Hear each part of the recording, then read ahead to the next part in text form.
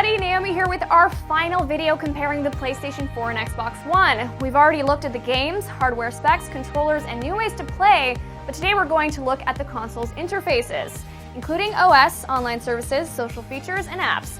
Let's kick it off with Colin Moriarty on the PlayStation 4.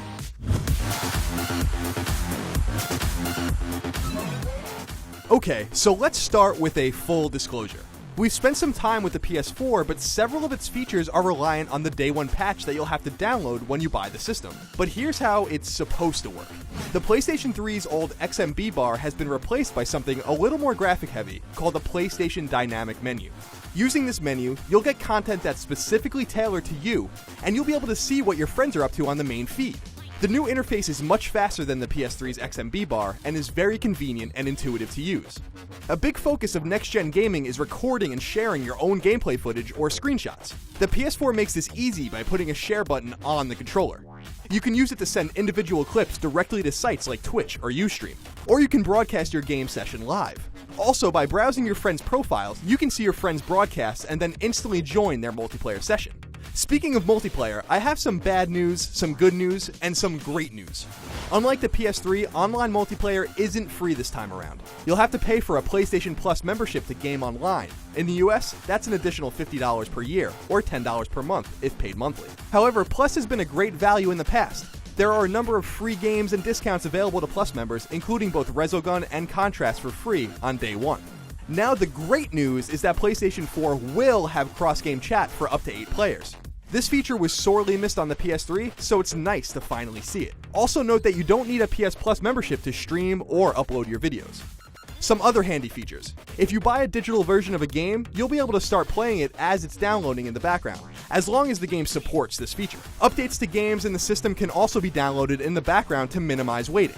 And while it won't be ready at launch, the system will eventually be able to power down to a low power state instead of being completely shut off. This means that you can resume a game right where you left off very quickly. And finally, the new PlayStation camera can understand a few basic voice commands to do things like start games or shut the console down. Once again, I need to emphasize that the PS4 software, especially the dynamic menu, is a big leap forward from the PS3. It's lightning fast, and I'm looking forward to the quality time I'll be spending with my new system. Thanks, Colin. Seems like a good set of upgrades for PlayStation fans. But what do you, the viewer, think? Let us know in the comments if you like the new features being added to the PlayStation 4. Next up, we once again turn it to Mr. McCaffrey with details on the Xbox One.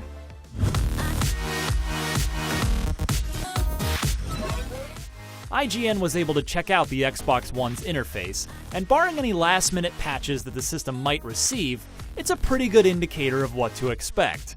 At first glance, the new dashboard is just an upgraded version of what your Xbox 360 experience looks like. It's very Windows 8 tile-based, albeit with a cleaner look to it.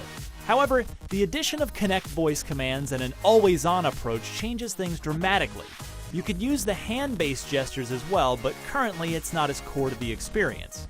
The Friends app is where you can check what your friends are doing in real time and what they've been up to, similar to a Facebook feed. It also functions a little like Twitter, because you can follow people. If two people both follow each other, they can see each other's online status, achievements, and activities. Like other apps on the system, the Friends app can be snapped to the side of the screen to always be up. Snapping is pretty seamless and fast. You can also snap things like the music app, Skype, or Internet Explorer. The Xbox One can also record and upload your gameplay footage, but you'll need an Xbox Live Gold account. And of course, you still need a gold account to play multiplayer games online. In the US, that costs $60 a year. However, Microsoft did say that its world-class matchmaking system will get some upgrades. Its Smart Match system aims to match you with other people around your skill level, and you can do other things on the console while matchmaking happens in the background. And of course, the standard Xbox Live conveniences you use on the 360 are still there, like cross-game party chat. Another thing to note is that Microsoft is pushing the Xbox One as an all-in-one home entertainment system. You can actually connect your cable or satellite box to the system and watch TV through the console, complete with personalized channel guide. We also saw the NFL app, which shows football games, live stats, and even fantasy points via NFL.com's fantasy football system. Some additional features include the ability to play digital games as they download, software that updates in the background, and a new online reputation system that will hopefully keep the jerks away.